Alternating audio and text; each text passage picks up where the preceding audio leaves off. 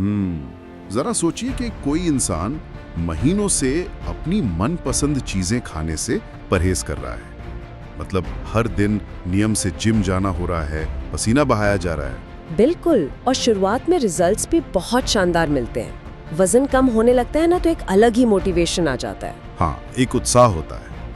लेकिन फिर एक दिन अचानक वो जो वजन नापने वाली मशीन की सुई है ना, वो पत्थर की तरह एक ही जगह पर जम जाती है। सब कुछ बिल्कुल सही चल रहा है, डाइट प्लान एकदम स्ट्रिक्ट है, वर्कआउट में कोई कमी नहीं है, लेकिन रिजल्ट अचानक से 0 हो जाता है। Exactly, result 0। इंसान सोच में पड़ जाता है कि आखिर ये हो क्या रहा है। ये बहुत ही गहरी निराशा का पल होता है, और इसी रहस्य को सुलझाना आज की हमारी इस गहन चर्चा का मुख्य मिशन है। सही कहा, और ये एक ऐसा टॉपिक है जिससे बहुत लोग रिलेट कर पाएंगे। बिल्कुल। हमारे पास जो आज के नोट्स और रिसर्च सामग्री है, उसका विषय ही है व्हाई वेट लॉस स्टॉप्स, यानी वजन कम होना क्यों रुक जाता है। जो भी लोग विज्ञान में रुचि रखते हैं और ये समझना चाहते हैं कि हमारा शरीर असल में कैसे काम करता है, उनके लिए ये चर्चा बहुत काम की होने वाली है। हाँ, क्योंकि आज हम सिर्फ ये नहीं जानेंगे कि ये ठहराव क्यों आता है, बल्कि इसके पीछे जो मैकेनिज्म है, शरीर की जो अंदरूनी कार्यप्रणाली और हार्मोन्स का खेल है, उसे भी डिकोड करेंगे। तो चलिए शुरू करते हैं। ये जो ठहराव है, लोग अक्सर इसे अपनी फेलियर मान लेते हैं, जो कि सबसे बड़ी गलतफहमी है। ये विफलता बिल्कुल नहीं है। जब कोई वजन कम करने के सफर पर निकलता है ना, तो शुरुआती दौर काफी जादुई लगता है। पहले कुछ हफ्तों में 2, 3 या कभी-कभी 4 किलो वजन बहुत तेजी से गिरता है। हाँ, वो जो वाटर वेट होता है। बिल्कुल। विज्ञान के नजरिए से देखें तो ये शुरुआती वजन मुख्य रूप से वाटर वेट, यानी शरीर में जमा अतिरिक्त पानी और ग्लाइकोजन होता है। लेकिन ये जो तेजी से गिरता हुआ ग्राफ है, ये हमेशा एक जैसा नहीं रहता। एक टाइम आता है जब सब कुछ रुक जाता है। हाँ, इंसान की डाइट वही रहती है, वर्कआउट वही रहता है, लेकिन स्केल आगे नहीं बढ़ता। और यहीं पर इंसान के इमोशंस और शरीर का विज्ञान आपस में टकराते हैं। मतलब लोगों को लगने लगता है कि यार मुझसे कोई गलती हो रही है या मेरी डाइट काम नहीं कर रही है। एग्जैक्टली, जबकि ऐसा कुछ नहीं होता। इसी बात को अगर हम एक एनालॉजी से समझें, तो ये सिचुएशन बिल्कुल एक स्मार्टफोन की बैटरी जैसी है। अच्छा, वो कैसे? देखो, जब फोन की बैटरी फुल होती है ना, तो स्क्रीन की ब्राइटनेस पूरी होती है, बैकग्राउंड में कई सारे एप्स चल रहे होते हैं और प्रोसेसर अपनी पूरी पावर से काम कर रहा होता है। लेकिन जैसे ही बैटरी 15 या 10% पर आती है, फोन अचानक बैटरी सेवर मोड में चला जाता है। बिल्कुल, स्क्रीन डिम हो जाती है, बैकग्राउंड एप्स बंद हो जाते हैं और फोन स्लो काम करने लगता है। मतलब फोन खराब नहीं हुआ है, वो बस अपनी बची हुई ऊर्जा को लंबे समय तक चलाने के लिए खुद को एडजस्ट कर रहा है। बहुत ही सटीक उपमा दी है आपने। और विज्ञान की भाषा में शरीर के इसी बैटरी सेवर मोड को वेट लॉस प्लेटो कहा जाता है। वेट लॉस प्लेटो। तो ये काम कैसे करता है? हमारा शरीर ना एक बहुत ही जटिल और स्मार्ट मशीन है। जैसे जैसे किसी का वजन कम होता है, शरीर का साइज भी छोटा होने लगता है।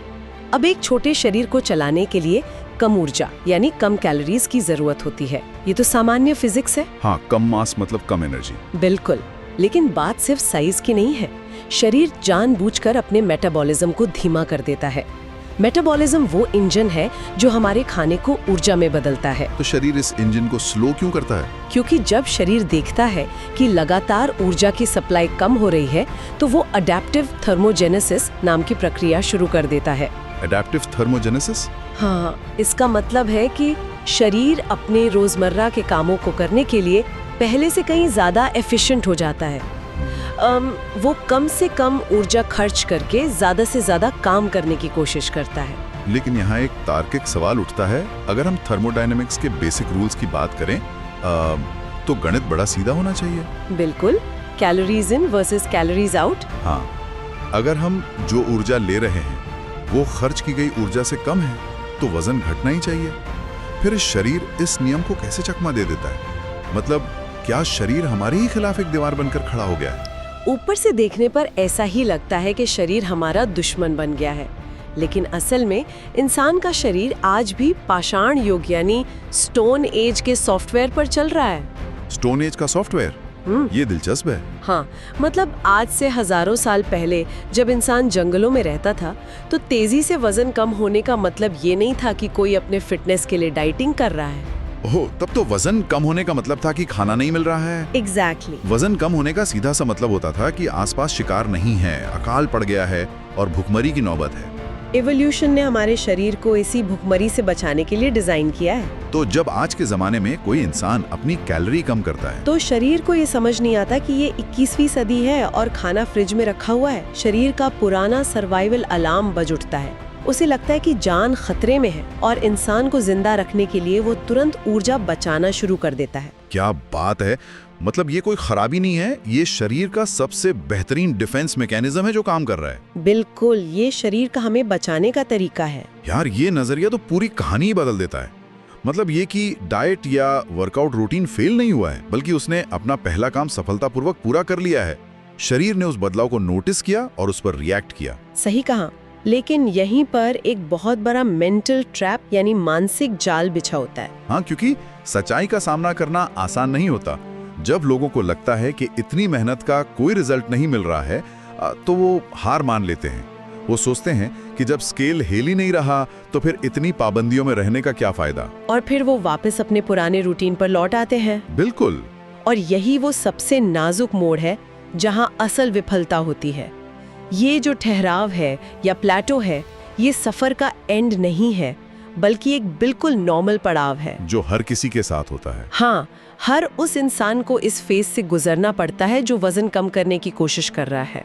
अगर ये बात पहले से पता होना कि शरीर सर्वाइवल मोड में जाने वाला है, तो लोग फ्रस्ट्रेट होकर अपनी कोशिशें बीच में नहीं छोड़ेंगे। क्योंकि हार मान लेना ही वो रीजन है जिसकी वजह से वजन वापस दुगनी तेजी से बढ़ने लगता है, जिसे योयो डाइटिंग भी कहते हैं शायद। उस एक्स्ट्रा ऊर्जा को तुरंत फैट के रूप में जमा कर लेता है ताकि फ्यूचर में आने वाले किसी भी अकाल का सामना किया जा सके। बिल्कुल सही समझे आप। तो अब सबसे बड़ा सवाल ये है कि इस चक्रव्यूह को तोड़ा कैसे जाए।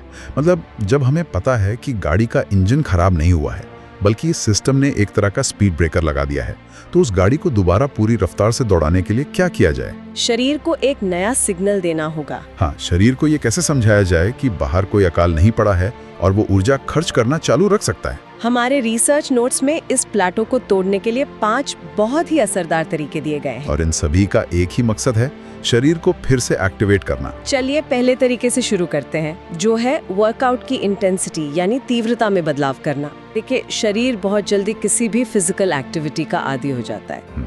अगर कोई पिछले 3 महीने से हर दिन ट्रेडमिल पे 30 मिनट दौड़ रहा है, तो शुरुआत में शायद वो 300 कैलोरी जला रहा होगा। लेकिन 3 महीने बाद शरीर उसी दौड़ने की प्रक्रिया को इतना एफिशिएंट बना लेता है कि वो उसी काम को बस 200 कैलोरी में कर लेता है। ओहो, मतलब शरीर शॉर्टकट ढूंढ लेता है। हाँ, इसे मस्कुलर एडेप्टेशन कहते हैं। इसलिए प्लेटो को तोड़ने के लिए शरीर को चौंकाना जरूरी है, रूटीन में बदलाव लाना होगा। जैसे अगर कोई सिर्फ कार्डियो कर रहा है तो उसे स्ट्रेंथ ट्रेनिंग यानी वजन उठाने वाले व्यायाम शुरू करने चाहिए। मांसपेशियों का निर्माण मेटाबॉलिज्म को तेज करने का सबसे असरदार तरीका है, क्योंकि शरीर को मसल्स बनाए रखने के लिए ना फैट की तुलना में बहुत ज्यादा एनर्जी की जरूरत होती है। मतलब वर्कआउट की गति, भारीपन या तरीके को बदलकर शरीर को ये मैसेज दिया जाता है कि अभी आराम करने का टाइम नहीं आया है। एकदम सही। शरीर को एक नई चुनौती देने की बात तो समझ में आती है। जब मसल्स पर नया प्रेशर पड़ेगा तो उन्हें टूटने और फिर से बनने के लिए ऊर्जा चाहिए होगी। और शायद इसी प्रोसेस से हमारा दूसरा तरीका जुड़ता है। हमारे स्रोत बताते हैं कि प्रोटीन इंटेक को थोड़ा बढ़ा देना इस सिचुएशन में काफी मददगार होता है। बिल्कुल होता है। लेकिन सिर्फ प्रोटीन ही क्यों? मतलब फैट या कार्बोहाइड्रेट इस ठहरे हुए मेटाबॉलिज्म को क्यों नहीं जगा सकते? इसके पीछे जो विज्ञान है ना, उसे थर्मिक इफेक्ट ऑफ फूड या शॉर्ट में TEF कहा जाता है। TEF? हाँ, जब हम कुछ खाते हैं तो शरीर को उस खाने को पचाने और एब्जॉर्ब करने के लिए भी कुछ ऊर्जा खर्च करनी पड़ती है। अच्छा, खाने को पचाने में भी कैलोरी बर्न होती है? बिल्कुल। कार्बोहाइड्रेट या फैट को पचाने में शरीर को बहुत कम ऊर्जा लगती है, मुश्किल से 5 से 10%। लेकिन प्रोटीन का स्ट्रक्चर इतना कॉम्प्लेक्स होता है कि शरीर को उसे तोड़ने और पचाने में ही उस प्रोटीन से मिलने वाली टोटल कैलोरी का 20 से 30% हिस्सा खर्च करना पड़ जाता है। क्या बात कर रहे हैं, 20 से 30%? हाँ, इसका मतलब ये है कि अगर डाइट में प्रोटीन की मात्रा बढ़ा दी जाए तो शरीर सिर्फ उसे पचाने के प्रोसेस में ही अपना मेटाबॉलिज्म तेज कर देता है। ये तो कमाल का हैक है। और इसके अलावा, जैसा अभी हमने बात की, जब कोई स्ट्रेंथ ट्रेनिंग करता है तो प्रोटीन ही वो ईंट है जिससे मसल्स बनती हैं। और शरीर में जितनी ज़्यादा मसल्स होंगी वो बैठे बैठे भी उतनी ही ज़्यादा कैलोरी जलाएगा। तो ये तो बात हो गई जिम में पसीना बहाने और डाइट में प्रोटीन बढ़ाने की। लेकिन ये दिन के सिर्फ 1 या 2 घंटे का हिसाब है। दिन के बाकी 22 घंटों का क्या? हमारे रिसर्च नोट्स का तीसरा पॉइंट इसी खामोश समय की तरफ इशारा करता है। आप स्टेप्स काउंट की बात कर रहे हैं? हाँ, स्टेप्स काउंट बढ़ाना, यानी दिन भर में शारीरिक रूप से ज्यादा एक्टिव रहना। अक्सर लोग जिम को ही सब कुछ मान लेते हैं, सोचते हैं 1 घंटा जिम कर लिया बस हो गया। ये फिटनेस की दुनिया की सबसे बड़ी गलतफहमियों में से एक है। विज्ञान में एक टर्म है NEAT यानी NEAT, non exercise activity thermogenesis. NEAT, इसका मतलब वो ऊर्जा जो जिम के बाहर खर्च होती है। एग्जैक्टली, वो सारी ऊर्जा जो हम जिम के बाहर खर्च करते हैं, जैसे सीढ़ियाँ चढ़ना, बात करते हुए हाथ हिलाना, कुर्सी पर बैठे बैठे पैर हिलाना या बस खड़े होकर काम करना। तो जब प्लेटो आता है तो इस नीट का क्या होता है? जब शरीर ऊर्जा बचाने के बैटरी सेवर मोड में जाता है ना, तो वो अनजाने में ही हमारी इन छोटी छोटी हरकतों को कम कर देता है। इंसान खुद को ज्यादा थकावा महसूस करता है और लिफ्ट का इस्तेमाल करने लगता है या सोफे पर ज्यादा देर बैठा रहता है और उसे पता भी नहीं चलता कैसा हो रहा है। बिल्कुल पता नहीं चलता, और उसकी दिन भर की नीड के जरिए जलने वाली सैकड़ों कैलोरी अचानक से ड्रॉप हो जाती हैं।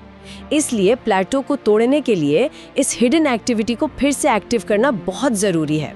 मतलब जानबूझकर ज्यादा कदम चलना, सीढ़ियां लेना, ये शरीर को याद दिलाता है कि उससे ऊर्जा का फ्लो बनाए रखना है। हाँ, और ये जिम के 1 घंटे से कहीं ज्यादा बड़ा इम्पैक्ट डाल सकता है। ये नीट वाला एंगल सच में आंखें खोलने वाला है। शरीर अनजाने में ही हमें सुस्त बना देता है। लेकिन क्या होगा अगर इंसान फिजिकली तो एक्टिव है पर मेंटली थका हुआ है? ये बहुत ही अहम सवाल है। हाँ, क्योंकि ये सवाल मुझे हमारे स्रोत के चौथे पॉइंट की तरफ ले जाता है। नोट्स बहुत क्लियरली कहते हैं कि नींद पूरी ना होना और स्ट्रेस भी वजन के इस ठहराव का एक बहुत बड़ा कारण है। अब वर्कआउट और कैलोरी का गणित तो समझ आता है, लेकिन नींद और स्ट्रेस का इस रुके हुए वजन से क्या लेना देना है? शरीर का पूरा सिस्टम ना एक दूसरे से जुड़ा हुआ है और हार्मोन्स इस पूरी मशीनरी को कंट्रोल करते हैं। अच्छा। जब कोई इंसान लगातार स्ट्रेस में रहता है या उसे ढंग से नींद नहीं मिलती, तो शरीर में कोर्टिसोल नाम का एक स्ट्रेस हार्मोन काफी बढ़ जाता है। कोर्टिसोल? हाँ, अब एवोल्यूशन के नजरिए से देखें तो दिमाग के लिए स्ट्रेस का मतलब है कोई बाहरी खतरा, जैसे किसी जंगली जानवर का हमला। और खतरे के समय शरीर कभी भी ऊर्जा यानी फैट को नहीं छोड़ता। मतलब स्ट्रेस में शरीर फैट को लॉक कर देता है? बिल्कुल। कोर्टिसोल का हाई लेवल शरीर में इंसुलिन रेजिस्टेंस पैदा करता है, जिससे वजन कम होना लगभग नामुमकिन हो जाता है। और नींद का क्या रोल है इसमें? नींद की कमी से लेप्टिन नाम का हार्मोन कम हो जाता है, जो हमारे दिमाग को बताता है कि पेट भर गया है। और दूसरी तरफ ग्रेलिन हार्मोन बढ़ जाता है, जो भूख को बढ़ाता है। तो मतलब जो इंसान कम सो रहा और स्ट्रेस में है, उसका शरीर केमिकली उसे ज्यादा खाने और फैट को जमा करके रखने का ऑर्डर दे रहा होता है। बाप रे, ये तो पूरा एक ट्रैप है। इसीलिए अच्छी नींद और स्ट्रेस मैनेजमेंट शरीर को एक सेफ्टी का एहसास कराते हैं कि सब कुछ ठीक है और वो सर्वाइवल मोड से बाहर आ सकता है। तो रिलैक्स रहना और अच्छी नींद लेना सिर्फ मेंटल हेल्थ के लिए ही नहीं, बल्कि सेलुलर लेवल पर मेटाबॉलिज्म को सेफ फील कराने के लिए भी जरूरी है। क्या बात है। अब आते हैं हमारे 5वें और आखिरी तरीके पर। नोट्स में सजेस्ट किया गया है कि कभी-कभी कैलोरी इंटेक में हल्का सा एडजस्टमेंट करना जरूरी होता है, लेकिन यहाँ एक बहुत बारीक लाइन है जिसे क्रॉस नहीं करना है। एकदम सही कहा। इस पॉइंट पर हल्का सा शब्द सबसे ज्यादा इम्पोर्टेंट है। जब वजन कम होना रुक जाता है ना, तो लोगों का पहला रिएक्शन होता है कि वो अपना खाना और भी ज्यादा कम कर देते हैं। हाँ, वो खुद को लगभग भूखा मारना शुरू कर देते हैं, क्रैश डाइटिंग, जो कि सबसे बड़ी गलती है। अगर ऊर्जा अचानक से बहुत ज्यादा कम कर दी जाए तो शरीर का पैनिक बटन दब जाता है और वो मेटाबॉलिज्म को और भी ज्यादा नीचे गिरा देगा। बिल्कुल।